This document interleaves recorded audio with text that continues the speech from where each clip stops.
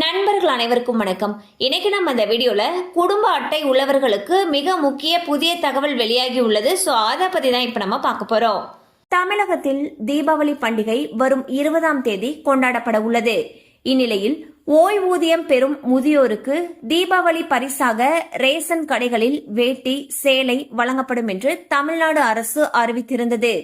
Biometric மூலம் அடையாளத்தை சரிபார்த்து வேட்டி மற்றும் சேலைகளை வழங்க உத்தரவிட்டிருந்தது.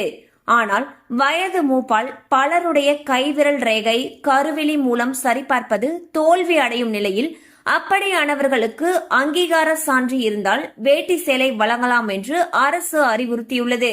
மேலும் புதுச்சேரி அரசு தீபாவளி விழாவை முன்னிட்டு யூனியன் பிரதேசத்தில் உள்ள சுமார் 3.45 லட்சம் ரேஷன் அட்டைதாரர்களுக்கு 5 முக்கிய மளிகை பொருட்கள் அடங்கிய இலவச கிட்டை வழங்குகிறது.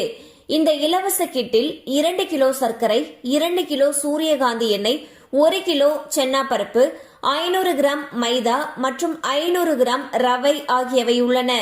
இதேபோல தமிழகத்தில் பரிசு பொருட்களுடன் சேர்த்து 2000 ரூபாய் ரொக்கம் வழங்கப்பட வேண்டும் என்பதே பொதுமக்களுடைய கோரிக்கையாக இருக்கு. ஸோ பாத்தீங்கன்னா தமிழக அரசு வரக்கூடிய தீபாவளி பண்டிகையை முன்னிட்டு முதியோர் ஓய்வூதிய திட்ட குடும்ப அட்டைதாரர்களுக்கு இலவச வேஷ்டி சேலை வழங்குறதுக்கு சொல்லியிருக்காங்க. அனைத்து ரேஷன் அட்டைதாரர்களுக்கும் புதுச்சேரி அரசு வழங்குவதை போல தீபாவளி பரிசு தொகுப்போடு சேர்த்து 2000 ரூபாய் ரொக்க பணமும் வழங்கணும் அப்படின்றதே அனைத்து பொதுமக்களுடைய எதிர்பார்ப்பா இருக்கு.